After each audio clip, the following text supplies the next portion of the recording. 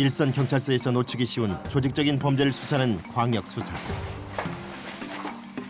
인천광역수사대에선 오랜 기간 대포폰, 대포통장을 이용한 국제전화 사기단을 추적해오고 있었다.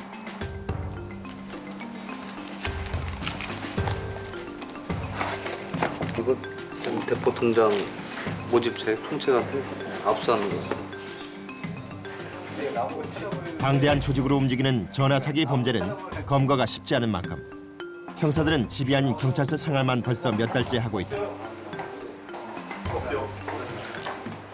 요즘 범죄가 어떤 단발이든 단일성보다는 어떤 광역화돼 있고 서민들과 직접적인 접촉하는 업무들로 인해서 놓칠 수 있는 부분 그런 부분을 캐치를 하고 연속성이 이어지는 거 이런 것을 사전에 차단하는 역할을 한다고 해야 되죠.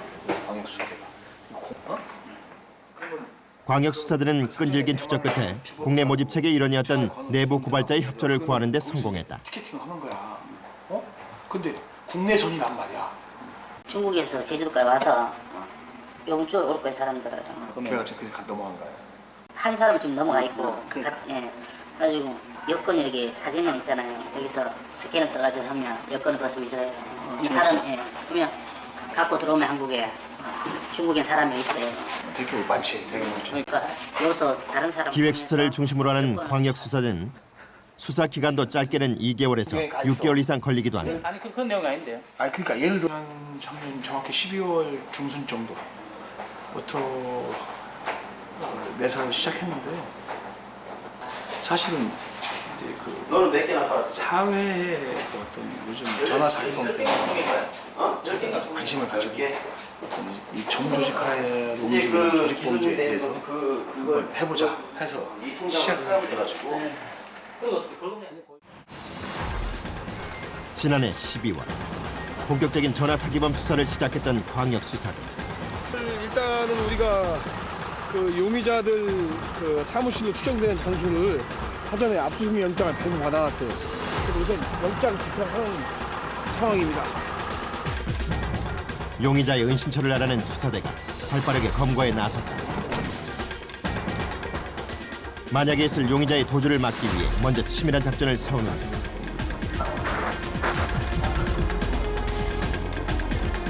용의자는 집안에 있을까? 집안에서 인기척을 확인한 수사.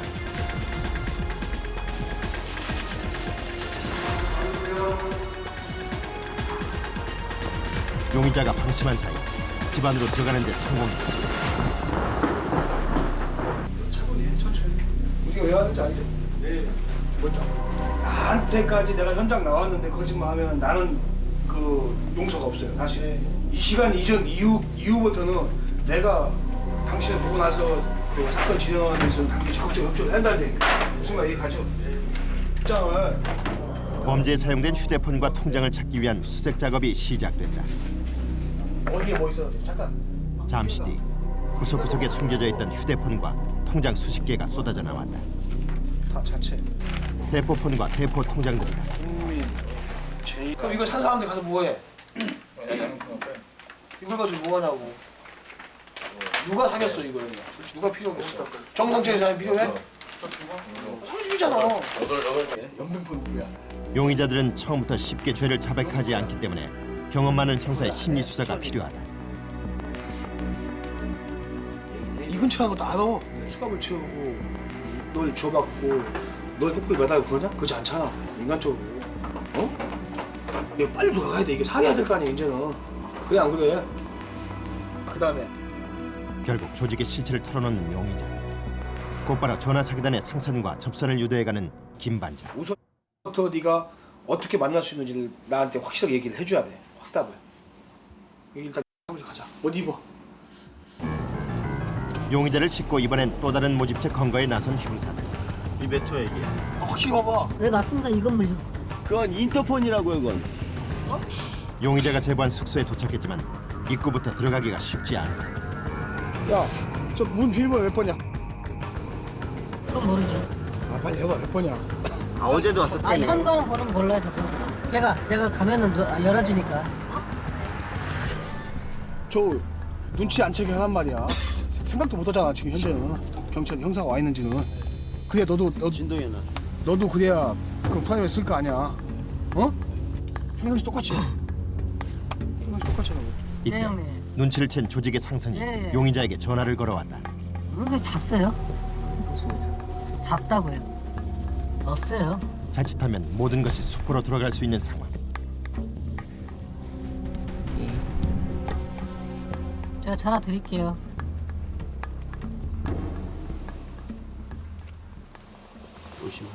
의심하지 100%지. 밀고 안 낼 수도 있어. 있지 안에 있지. 아니 근데 지금 통화가 돼가지고. 시간 됐으면은 그래도 이상하니까 쩔 수도 있죠. 집 아는 거 뻔히 아니까. 눈 깜짝할 사이 용의자가 도주를 감행할 수 있기에 재빨리 움직이는 형사들.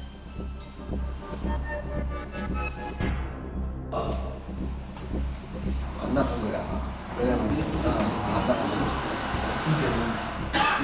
근데 이게 꽂히겠더라고. 나갔으면 이게 떨어져야지. 그렇잖아. 문 열어봐. 알고 있으니까. 빨리 협조해라. 그렇게 하지 말고. 얼른. 잠시 후 용의자가 자포자기한 듯 문을 열어주는데 찢어버렸어? 그 사이 용의자는 증거물을 없애기 위해 노력을 한 듯했다.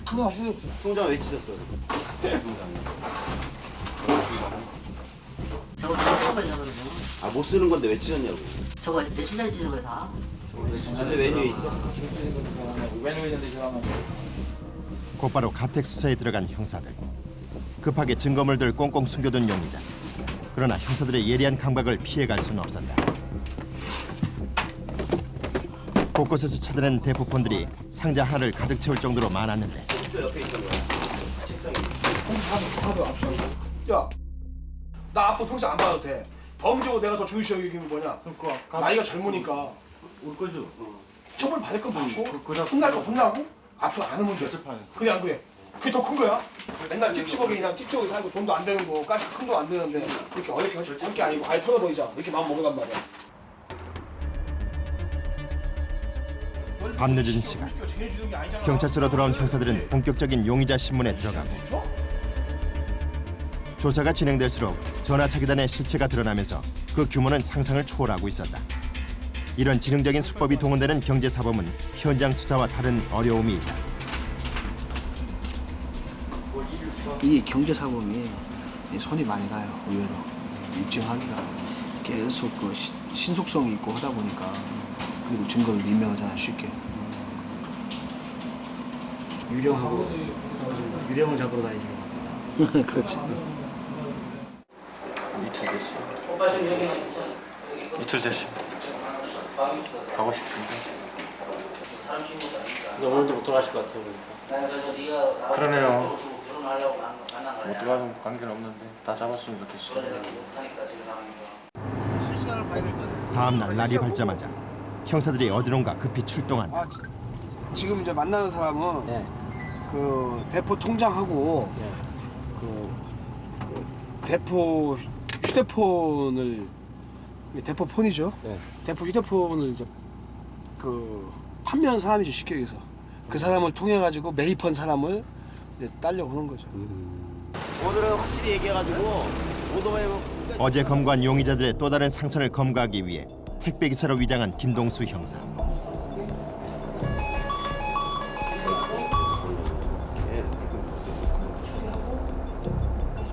돈이 없어가지고 쏠 수 있는 돈도 없고.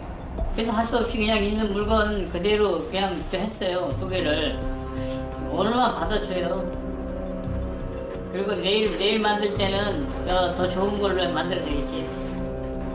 형사들이 추적하던 용의자가 판매책인 제보자의 대포폰을 구입하기로 했다. 대포폰 매입자를 잡을 수 있는 절호의 기회. 용의자는 늘 단골 퀵 서비스에 배달을 시키고 있었다. 택배기사의 뒤를 쫓는다면 용의자의 은신처를 알아낼 수 있다. 지금 접선한다. 지금 실어주지 이거 확인하지? 접선자가 대포폰을 택배기사에게 넘겨주는데 드디어 형사들의 추격전이 시작된다. 현재 출발 역삼동 방향으로 출발. 골목으로 들어간다 우측으로 해가지고. 오토바이를 탄 김 형사가 그 뒤를 바짝 쫓는데 놓치면 안 돼. 절대 놓치면 안 돼요 오늘은.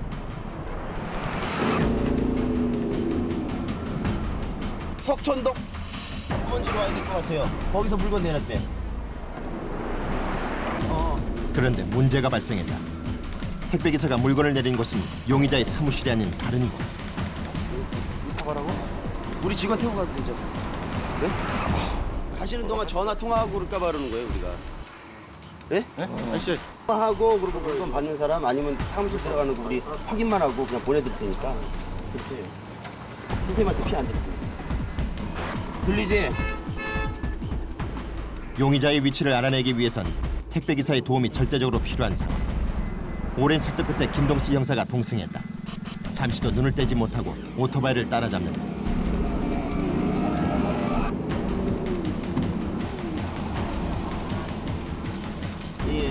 이때 제보자에게 한 통의 전화가 걸려왔다. 잠깐 끊어요.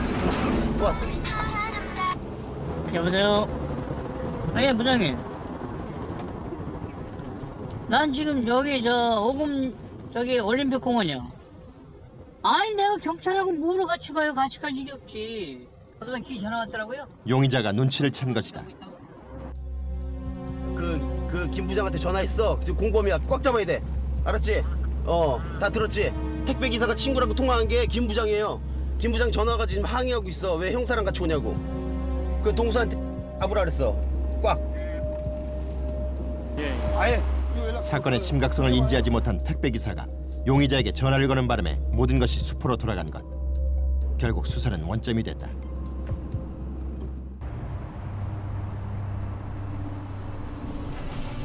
인천광역수사대 형사들이 비상체제에 들어갔다.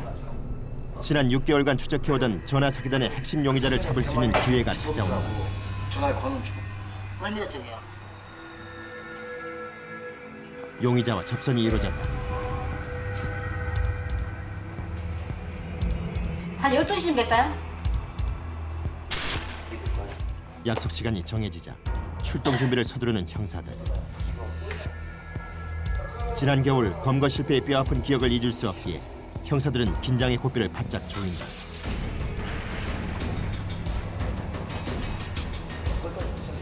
이렇게 할 거야. 우선 안을 잘 들어봐. 우선 기본 안을. 그러니까 봉고차, 내 차, 동수차 세 대를 가는 거야.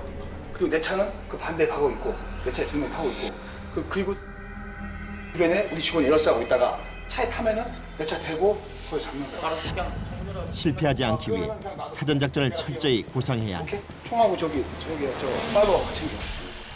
마법 내 차 총 있고 수갑 챙기고. 자 출발. 드디어 전화 사기단 총책 검거가 눈앞으로 다가왔다. 과연 지난 6개월간의 질긴 추격전은 끝날 수 있을까? 국제 전화 사기단의 총책을 검거하기 위해 출동한 광역 수사대. 약속 장소가 가까워지자 다시 한번 작전을 점검한다. 동수는 차를 어디다 대냐면 거기다 차를 세워놓으려고 병수하고. 아니 둘이. 그 제가 차에 딱 도로가하고 언덕하고 만나는 입구 있잖아. 거기다가 얘를 세워놓을 거야 길가에다. 그러니까 너하고 병수는 그 얘를 감시할 수 있는 그 언덕 있잖아 올림푸스 안쪽. 거기 올라가서 숨어 있으란 말이야. 어? 치밀한 작전만이 검거 확률을 높일 수 있는데 172에 이제 안경 쓰고 100kg 간단 말이야. 100kg. 스포츠머리 얼굴 동그랗고. 스포츠 병수 알아. 그렇게 하고 저기 얘를 감시하면서도 니네가 노출되면 안 돼. 그쪽에서도. 그리고 내가 그 휴대폰으로 계속 상황을 전파해 줄 테니까 내가 보는 시각에서 딱 보이지 않는 부분은 너가 얘기를 해주란 말이야. 거기서. 그런데 예상치 못한 상황이 발생했다. 어디 차에 있어? 차에 있어? 차에 앉아있어요. 검은 거. 맞다. 그 차 내려와. 그냥 내려와. 네, 내려갈게요. 또다시 급히 작전을 변경해야 하는 상황. 이제 지금 준비가 있으니까 작전을 변경해야 할 거 아니야 우리가. 근데 차도 만약에 꽝꽝꽝 할 수 있어. 차치기 오면은 어떻게 돼? 자칫 눈앞에서 용의자를 놓칠 수도 있기에 만약의 사태를 대비해야 하는 중요한 순간이다. 아니야. 아니 안 돼 다. 차치기 할 정도. 그러니까 아니 여자 하나 차고 지나가다가 현수가 덮치면 우리가 차 다 대고 같이 덮쳐주면 되잖아. 그렇지 내 말이. 내 말이. 용의자가 수사대의 접근을 눈치채지 못하도록 급히 여성 한 명을 투입했다. 거기 이때 제보자가 접선을 시작하는데 좀 큰 길 나갔다 보이지? 그지? 약속 장소로 향하는 제보자. 쑥 지나가봐 천천히. 그 뒤를 부부로 위장한 김현수 형사가 따라붙는다. 긴장을 늦출 수 없는 상황. 뒤이어 수사대 차량이 조심스럽게 다가가는데 거기 그 상황 연결해줘.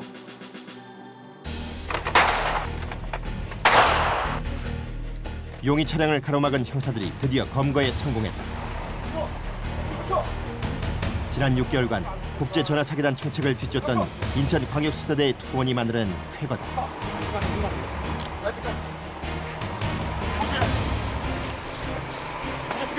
인천지방경찰청 수사과 광역수사대 조직범죄 2반장 김현준 경위 나는. 내가 김 반장이라고 그래. 다시 한번 내가 또 고지한다고. 걱정하지 마.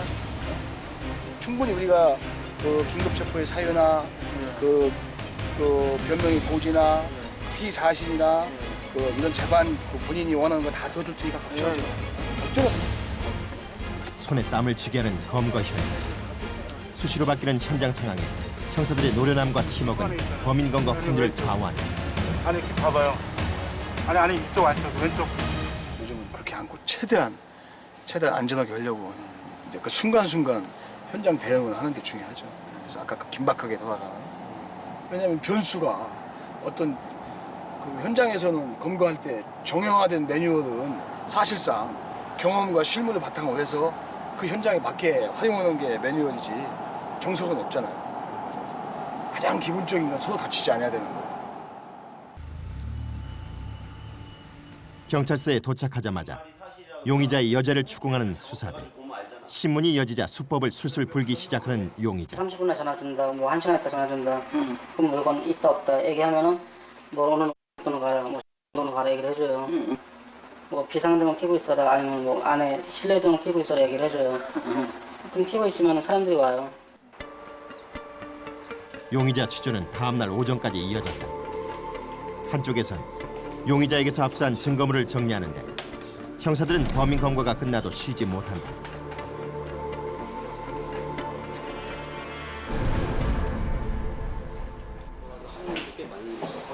그럼요. 이게 뭐 잡아가지고 끝이 아니라 그 중에 이제 범죄 부중에 공무원 밝혀야지, 여자 밝혀야지. 서로 또 시간 내에 체포 시간 내에 또 영장을 또 신청해야 되지. 그리고 잡는 일보다는 앉아서 서류 쓰거나 그런 일이 더 많아요. 남들에겐 고되고 힘든 직업으로만 비춰지는 강력반 형사. 그러나 이들에겐 특별한 소명의식이 있다. 우선 정의롭잖아요. 우선 정의로운 거. 그 어떤 아주 사회의 극소수의 일부분이지만 불의에 대해서 싸울 수 있다는 어떤 그런 작은 보람이 있잖아. 비록 표시는 나지 않지만 이런 것들이 모여서 어떤 그 사회라는 울타리가 보다 좀 밝고 건전하게 성장할 수 있도록 일조를 한다. 그런 데서 매력을 느끼지 않나 생각합니다. 그런 데서. 광진경찰서 강력 6팀 형사들이 오전부터 범인 한 명을 검거했다. 두 번째 범죄 사실 안에 감금이 들어가 있으니까 감금을 해가지고 강간을 한 거니까 같이 들어가가지고 범죄 상황 묶어도 상관없을 것 같은데. 어디가 안 해주셨어요? 흉기로 여성을 위협해 성폭행한 사건이다. 어디에 있던 거야 이거? 현장에서 검거된 20대 남자는 순순히 자신의 죄를 인정했다. 그러면 이렇게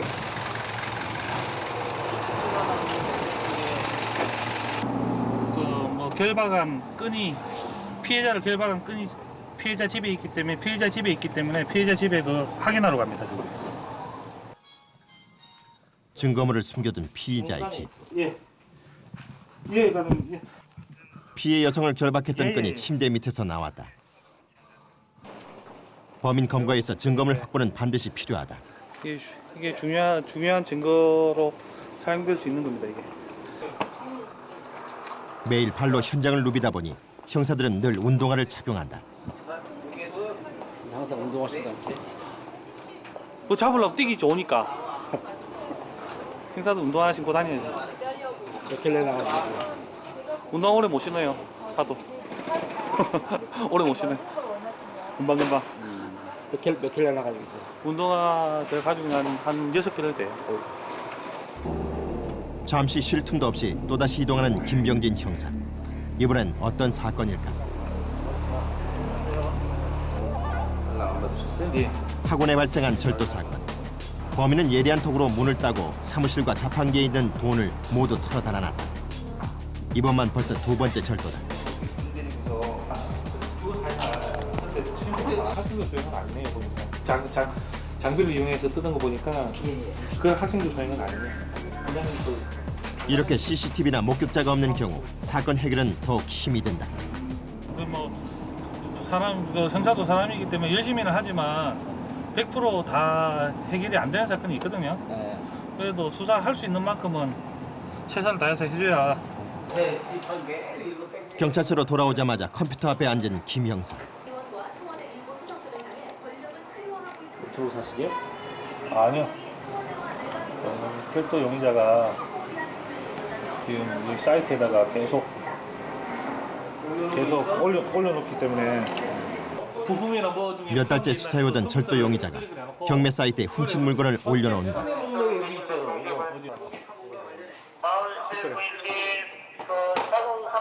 도둑놈은 도둑놈인 것 같은데 자기 실명하고 그 뭐냐 아이디를 다 공개를 해가지고 지금 물건을 팔거든요. 나도 그게 이상해. 옛날 도덕이기 때문에 봐봐. 용의자로 지목된 절도범은 과거 수법 그대로 사용하고 있었다. 사회생활한 건 몇 년이야? 4, 5, 6, 7, 4년밖에 안 된다. 4년밖에 안 되니까 과거의 생활을 바뀐 4년 동안에 그 새로운 거를 모른다고. 그래서 범인 특유의 범죄 수법을 파악하는 것이 중요하다. 반장의 컴퓨터 모니터에 붙어있는 사진 한 장. 수법 조회하는 거를 보면은 그 사진하고 대조를 할 수 있게끔 옆에다 붙여놓고서 보는 거예요. 그래야 눈에 또 많이 쳐다보면 있고. 33분. 최근 광진구 인근 주택과 사무실을 중심으로 절도 사건이 연이어 발생해 용의자 검거에 박차를 가하고 있는 강력반이다. 한 4-5번씩 그 발생 그래요? 신고 떨어져서 나가서 언제 인수를 받았어요? 뭐 신고자 만나서 또 확인해보고 그러다 보면 뭐 거의 새벽 잠 못 자고 있는 시간이 당직 때는 거의 24시간 중에 잠을 거의 못 자요. 죽겠다니까. 왜 죽겠어요? 네? 왜 죽어요? 여기 눈방울. 학대 팀장 만나가지고 내가 생전 안 나던 생전 안 나는데 다래끼가 다 나가지고 말이야. 한 달에 쉬는 날 2번, 그 정식으로 휴무가 들어가 있는 날. 하나, 투명도 4번 있고. 둘, 셋. 한 달에 열흘을 집에 못 들어가는 거예요. 공식적인 거로. 그 다음에 새벽 밤 11시까지 근무하는 게 또 5번이야. 그 집에는 언제 가? 근데 누가 형사해? 형사 앞으로는 더 안 해. 365일 밤샘과 야간 근무를 해야 하는 강력반 형사는 어느새 경찰서에서도 깊이 부서가 됐다. 세상이 항상 이래요. 막 서류가 막. 그래서 올해 5살이 된 딸을 둔 김 형사는 아이에게 늘 미안한 마음뿐이다. 아빠 내일 갈게. 엄마 말 잘 듣고 있어? 선영아. 엄마 말 잘 듣고 있어. 안녕. 아빠 내일 보자. 그래 안녕. 끊어. 새벽 1시가 다 된 시간. 그러나 강력반 형사 사무실의 불빛은 꺼지지 않는다. 심야 현장 근무를 서고 나면 하루에 접수된 사건 사고 신고를 처리하고 정리해야 하기 때문이다. 이렇게 범인 검거에 신경 쓰다 보면 자신의 몸을 챙길 시간도 삶의 여유를 찾을 시간도 없는 것이 강력반 형사들이다.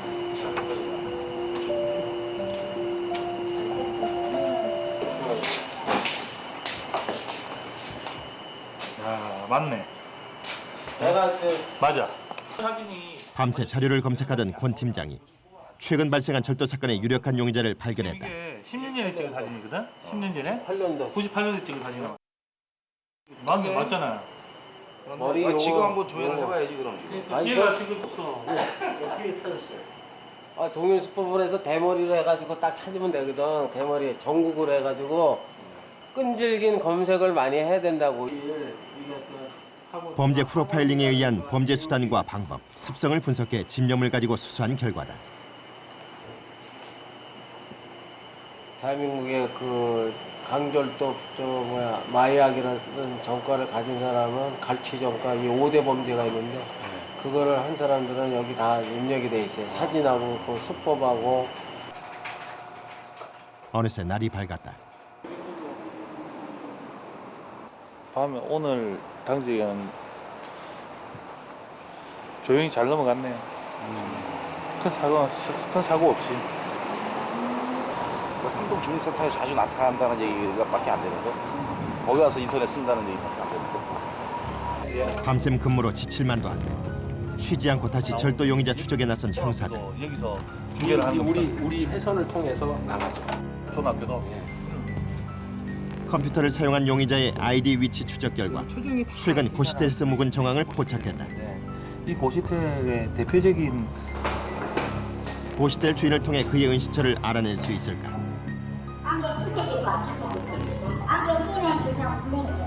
그러니까 지금 이모처럼 똑같아. 박제를 안 밀리고 잘 됐는가 보지. 범인이 검거될 때까지 범인과의 술래잡기를 계속해야만 하는 형사들. 누구보다 희생정신이 요구되는 직업이다. 사람의 그 생명을 중요시 여기는 직업이기 때문에 남보다 더 어렵고 힘든 일을 많이 해요. 그래서 자기 생활이 없고 그러니까 자기 생활 많은 다른 직업에 비해서는 내 자신을 헌신하지 않는다는 그런 생각을 가지고 했을 때는 손해본다는 생각밖에 안 든다. 그렇기 때문에 그 생각을 버리지 못하면은 집에 가도 되냐고 물어보자. 형사라는 하고 가야 직업이 한다고 하면서 손목을 풀고 힘들어요. 새벽 4시. 오늘도 어김없이 심야 근무에 나선 형사들. 매일 반복되는 밤샘이지만 몰려오는 졸음은 참기 힘들다. 한국말로 이 사람 어디로 들여다주면 되느냐고 얘기를 해야 되는데 사무실에 들어가게. 사무실에서 급히 연락이 왔다. 중국인 교환 교수가 납치됐다며 신고가 접수된 것. 도착하자마자 전화통화를 잠시 했거든요. 공명을 보면 정치는 택시 기사인 줄 알았어요. 근데 지금 이 상황에서 도착도 안 했고 처음에 저한테 전화 때 발신자 안 떼기랬다는 전화를 했고 못 나는 거죠. 그럼 거기서 출발하면서 어떻게 하고 출발했어요? 잠시 뒤 공항에서 걸려온 전화의 위치를 파악해냈다. 10번 출구 정면 여객터미널 앞에 그 패밀리마트 앞에서 한 건데 국민연화에서 두 개 다. 그거나 다 똑같은데. 우선 현장 파악이 급성. 이 팀장이 누구지? 혹시라도 공항 CCTV에 피해자의 행적이 남겨져 있을지도 모른다.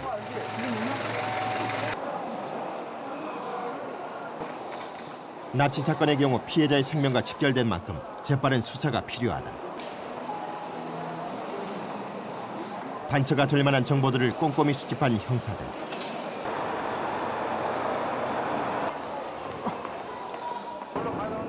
그런데 사무실로 돌아오는 길에 납치 신고자에게서 전화가 걸려왔다. 여보세요? 예, 교수님. 어디서 찾았어요, 그 양반? 중국인 교수를 찾았다는 내용이었다. 어이없는 해프닝으로 끝난 납치 신고. 한두 번 겪는 일이 아니지만 허탈함을 감출 수 없다.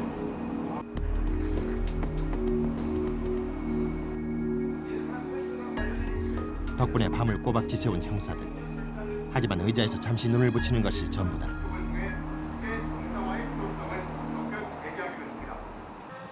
우리 할 일이고 이럴 때마다 뭐 어떤 약간의 보람을 느끼는 거죠. 주민 잡으면 그 사람 성취감이라는 게 있잖아. 응? 또 자네 상급 같은 헬멧하면 주는 사람 원하는 데 풀어주는 거고 진짜 천직이라고 생각 안 하면 그런 어려운 힘든 상황을 못했을 거야. 반장을 중심으로 모인 형사들이 뭔가 중요한 단서를 발견한 듯하다. 통화를 1분을 넘게 통화를 했단 말이야. 그러니까 왜 했을까 나도 의심이 돼가지고. 건대 쪽으로? 예. 거기 위치가 어디쯤 되죠? 찾아가려고 하는데. 쫓고 있던 상습철도 용의자가 전화를 건 장소를 알아낸다. 잘하면 그의 은신처도 파악할 수 있을지 모른다. 꼬리에 꼬리를 문 탐문 수사를 펼치는 형사들. 그러나 생각만큼 용의자의 행적이 쉽게 드러나지 않는데 또다시 숨바꼭질이 시작된 것이다. 하지만 포기하지 않는 형사들이 있는 한 범인은 반드시 검거될 것이다. 어떻게 알아? 연봉 전화고 있는데? 큰 축복을 줄 것 같은데. 그런 위험한 상황이 처했을 때 두 사람이 됐을 때는 혼자보다는 강하잖아요. 그다음에 또 어떤 대처도 할 수 있고 혼자 하는 것보다는 둘이 하는 게 더 낫죠. 근데 그만큼 예상치 못한 위험 앞에 늘 긴장해야 하는 형사들이다. 절도 용의자의 은신처를 파악한 권근원 팀장. PC방에 그 가는 데가 몇 군데 안 된다 그래가지고 거기 PC방에 한번 가보려고 한 서너 군데밖에 안 된다니까는 걔는 인터넷을 안 하는 애가 아니고 항상 해야 될 그 중독증이 있는 애기 때문에. 과연 권 팀장의 예상이 적중할 수 있을까? 중국집에서 한 서너 군데밖에 안 된다니까 자기네들이 도착하는 데가. 그러면 여기 있을 확률이 많다고. 그러니까 그 신경 써가지고 저기하고 검거하는 데도 조심하고 그것도. 네. 인터넷 중독증이 있다는 용의자. 오늘도 PC방에 나타났습니다. 이때 형사들이 누군가를 발견했다. 바로 3개월 동안 추적해온 절도 용의자였다. 뭐야 너? 안 와? 안 와? 나가세요. 절도 혐의로 긴급 체포한다. 아 뭐라고? 선임할 수 있고. 형님 더 갈 수 있어? 형사들의 예리한 추리력과 노력으로 결국 범인은 검거됐다.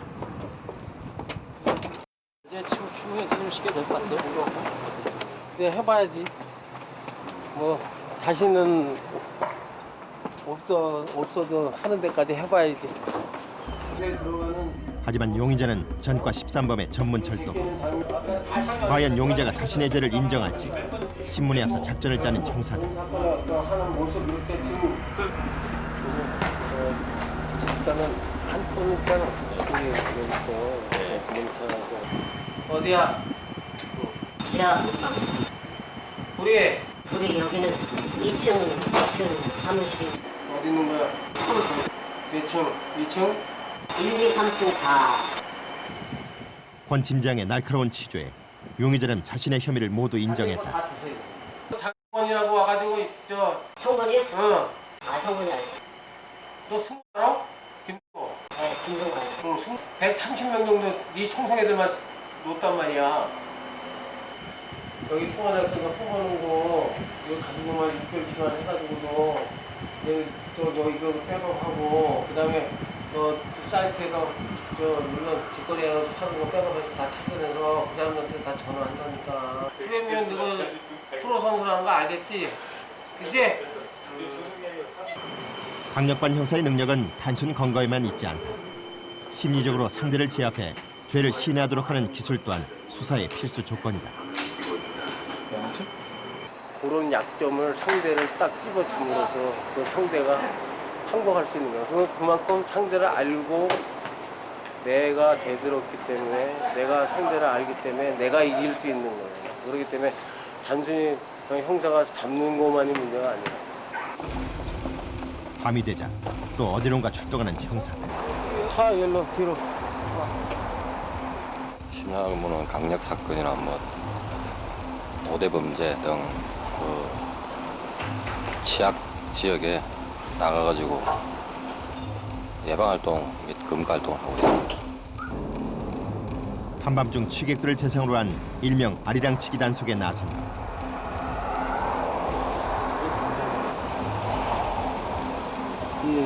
생활하는데 그 곱창집 앞에 그 자판벌려놓은 데서. 그런데 권 팀장이 누군가에게 도움을 요청했다. 아 근데 저기 옛날 너네 집결지 있잖아 임마. 어디 노유동. 그 옛날 네 텃밭 돌아다니고 있는데 너 오토바이 타고 나와가지고 네가 한번 돌아볼래? 강력반 형사에게 정보원의 활용은 범인 검거의 또 다른 방법이 될 수 있다.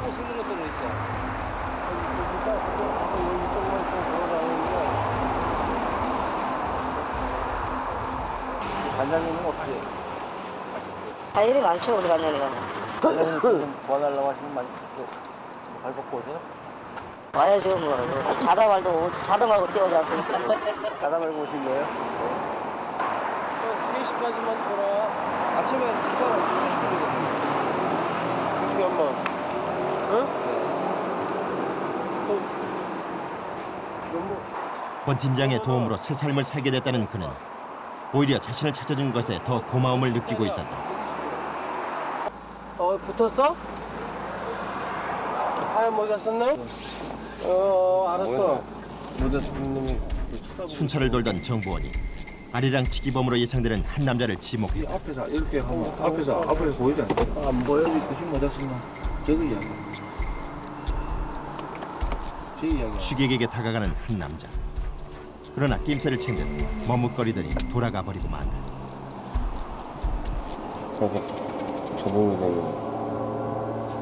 잠복하게 되면 무조건 잡아야 되겠다 생각밖에 안 하는 거야. 어떻게 잡을까? 도망가면 어떻게 잡을까? 어떤 식으로 해서 잡을까? 그러면 계속 머리 뱅뱅뱅 도는 거지 뭐. 다른 생각 뭐 하고 할 그게 없어.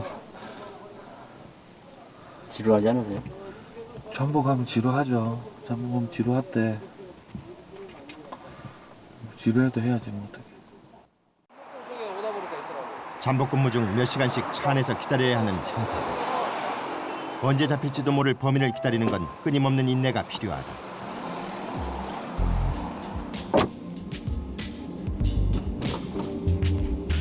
새벽 4시쯤 다시 사무실로 들어가는 형사들.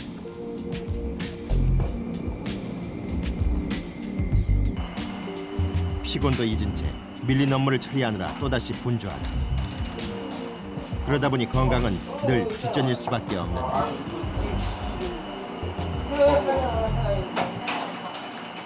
약 먹어가며 밤새가며. 무슨 약 드시는 거예요? 혈압약, 당뇨약. 아이고. 혈압 몇 드세요? 혈압약 한 5년 됐어 약 먹은 거. 밤새는 거 안 좋은데. 그거 어떻게 할 수 없지. 직업이 그러는 거. 사명감이 없다면 할 수 없는 일. 시민들의 안전과 생명을 지키기 위해선 늘 자신과의 싸움을 해야 하는 것이 강력반 형사들이다. 그러니까 로그 기록을 5월 29일 다시 뽑아야 된다는 얘기야. 내가 생각하는 게 그 얘기야. 야간 근무 중 급히 집으로 향하는 김영사. 집에 가자 집에. 옷 갈아입으러. 옷 갈아입으래요? 예. 쉬러 오신 거 아니고? 또 나가야 옷 갈아입고.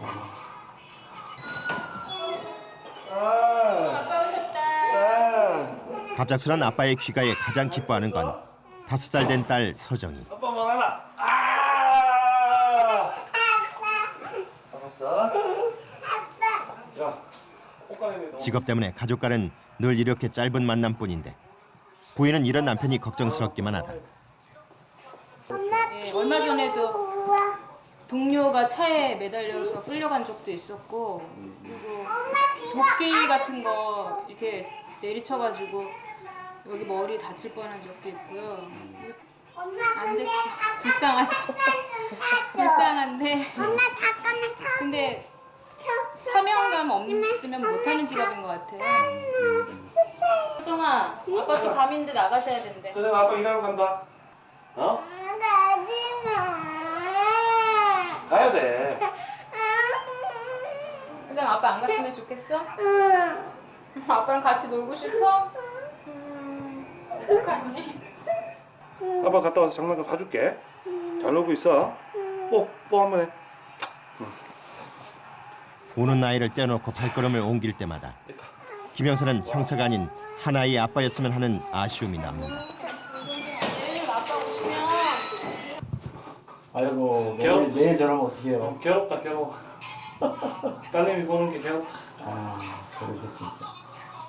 좀 조금씩 여유가 생기면 데리고 나가고 해야 되는데 한참 지금 이제 데리고 놀라고 그러고 막 그러는 건데 그걸 못 해주니 괴롭지. 형사이기에 포기해야 하는 삶이 때로는 버겁다.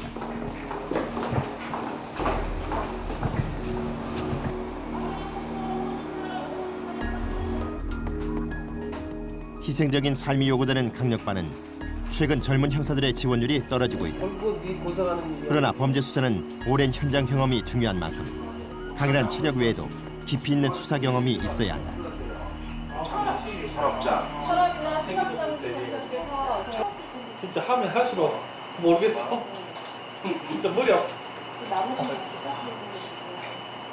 코푼 거 강도 잡을 때도 분명히 그럼 차가 맞단 말이야. 아침에 타고 나갈 거라고 틀림없이. 차 다이아를 그냥 칼로다 빵꾸 내버리는 거야. 그래야 돼. 안 그러면 도망가니까. 우리 새벽 밤새 잠복 근무했는데 아침에 잠들어서 차 나가버리면 못 잡잖아 또. 집은 어딘지도 모르고. 깜빡 조용해서 차가 없어진가 일어나 보니까. 형님 차가 없어졌어. 그래. 야 이건 뭐 멀리 못 갔다. 앞다이아 2개나 빵꾸 내는데 지금 가면 어디 가냐. 아니야 나 한 바퀴 싹 돌아보니까 있더라고. 차 쳐다보고 있더라고. 차 세워놓고. 저까지 왔습니다. 그게 일에 대해서만 전념하면 생각이 떠오른단다. 그래서 강력범죄 소탕을 위해선 끊임없는 고민과 노력이 필요한 것이다.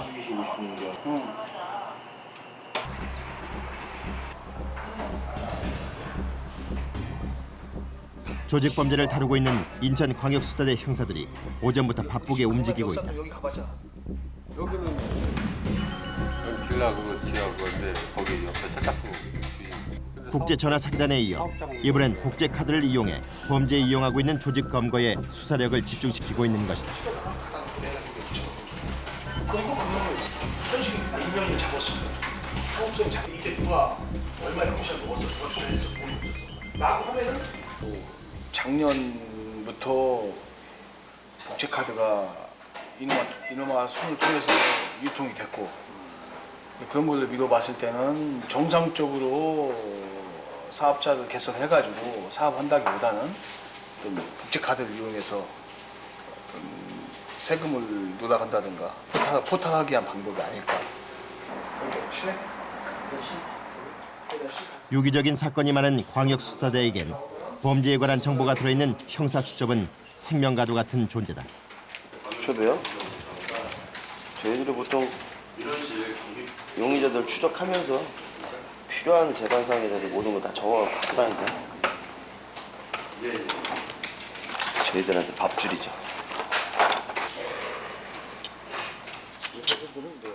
그런데 갑자기 용의자의 사진을 오리기 시작하는 김연수 형사. 수첩에다 또 붙여놔. 머리가 안 좋아서 자꾸 봐야 되니까. 언제 어디서든 만날 수 있는 범인을 놓치지 않기 위해서다. 사전조사를 바탕으로 복제카드 조직검거에 나서기로 한 수사대. 중단일이 3월 3일이네. 여기 살다가 이쪽으로 온 거야. 거기 용의자 그 배회처인데 그 주변에 가서 탐문 수사 좀 해가지고 저기 어디 좀 살고 있는지 은신처 파악하라고. 이렇게 늘 현장에서 발로 뛰어야 하는 형사들이지만 수사 여건은 그리 넉넉지 않은 게 현실이다. 길가 올라가지고 수사 일도 못하겠어. 아유 수사비만 딱 현시가 된다면은 일할만 나겠다 진짜. 네? 많이 모자라요. 수사비요? 많이 모자르죠. 그럼 개인적으로 많이 좀 쓰시겠네요. 집사람이 그게 제일 네? 걱정하는 거죠 이게. 범인의 흔적을 찾아 본격적으로 탐문 수사를 시작한 형사들. 그게 아니고 용금통은 총 내려가기만 하면 되네. 고맙습니다. 예. 막연한 범인 검거는 답답하기도 하지만 위험하기도 하다. 한 치 앞도 내다볼 수 없는 돌발 상황이 늘 발생하기 때문.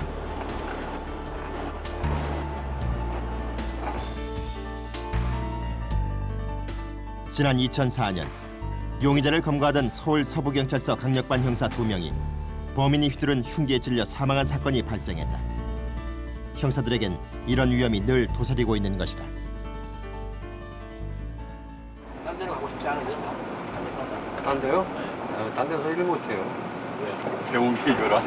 예? 배운 게 이거라 또 다른 데 가면 적응이 잘 안 되죠. 그 정보 안 읽어본 지 5년이 넘었고. 엎어뜨린 상태에서 딱 태우는데 이 다리 침에서 식칼이만 게 나온 거예요. 식칼 가지고서 막 위협하고 찌르려고. 그럼 그 상태에서 혼자 막아들였는데 그 직업에 대해서 어떤 의식이 없었다면 그걸 얼마나 겁나겠어요. 형사도 물론 가족이 있고 애도 있고 와이프도 있고 가족도 있는데 겁나지. 겁나지만 그래도 사명감. 내가 안 잡으면 못 잡는다. 나는 그런 생각하거든. 이건 내가 안 잡으면 못 잡는다. 죽어도. 다른 놈들은 아무도 못 잡는다. 다른 사람들은 잡을 수가 없다. 그런 생각 가지고 항상 하니까 이제까지 뭐 보람도 있고 항상 그런 생각 가지고 행사하는 사람들이 많죠. 나뿐만 아니라. 도시의 화려한 불빛 속에 도사리고 있는 강력 범죄들. 범인 검거를 위해 강력반 형사들은 365일 쉬지 않고 거리를 누비고 있다. 대한민국에서 강력 범죄가 사라지는 그날을 꿈꾸며 그들은 자신의 열정과 생명을 바치고 있다.